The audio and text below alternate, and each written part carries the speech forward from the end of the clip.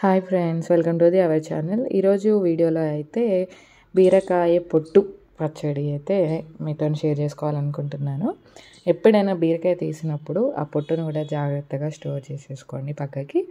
Next day morning dosa plan చేసుకోండి. ఆ దోశలోకి అయితే చాలా అంటే చాలా బాగుంటుంది.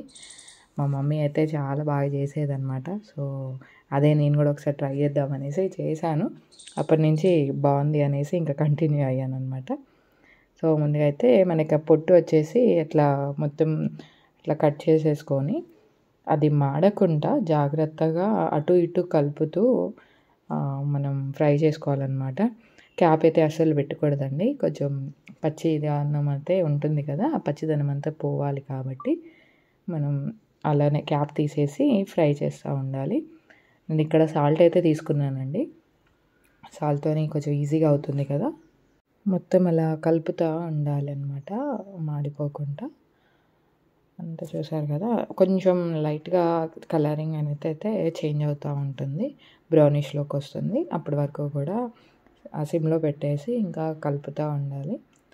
మొత్తం కలర్ అయితే చేంజ్ అయిపోతుంది, చూసారు కదా. ఇలా కలర్ చేంజ్ అయిన తర్వాత దాన్ని అయితే మనకి ఆ పక్కకి పెట్టేసుకుందాం. కొంచెం చల్లబడాలి కదా, మొత్తం కూడా చల్లబడే వరకు దాన్ని అలాగే ఉండనివ్వండి. అది చల్లబడేలోపు మిర్చిని అయితే వేయించుకుందామండి. దానికోసం పోపు గింజలు, వెల్లిపాయ, అలాగే కరివేపాకు, ఒక 4 ఎండుమిర్చి అయితే తీసుకుందాము. వీటన్నిటిని కూడా ఒక బౌల్ తీసుకొని దాంట్లో వేయించుకోండి. మొత్తం అదే బౌల్ తీసుకొని ఆ హీట్ అయితే సరిపోతుంది. సేమ్ మొత్తం అన్నీ వేసి కూడా అటు ఇటు మాడకుండా చూసుకోండి.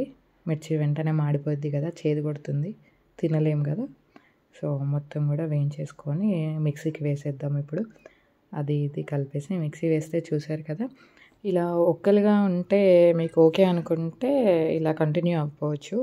లేదు కొంచెం మెత్తగా కావాలి అనుకుంటే మళ్ళీ ఒక రౌండ్ కొన్ని వాటర్ పోసేసి అయితే పెట్టేయండి, చాలా మెత్తగా అవుతుంది. ఇప్పుడు తాలింపు వేసుకుంటే సరిపోతుందండి. తాలింపు గింజలు ప్లస్ మనకి కరివేపాకు, ఇంకా మీరు మిర్చి యాడ్ చేయాలి అనుకుంటే చేసుకోవచ్చు, మీ కారాన్ని బట్టి ఉంటుంది. మనం సాల్ట్ ముందుగానే వేసాం కాబట్టి నేను మళ్ళీ వేయలేదు. సో సాల్ట్ని బట్టి మళ్ళీ సాల్ట్ యూజ్ అయితే వేసుకోండి. అంతే అండి, బీరకాయ పొట్టు చట్నీ అయితే రెడీ అయిపోయిందనమాట. సో ఈ వీడియో కనుక మీకు నచ్చినట్లయితే please like, share, subscribe. Thank you.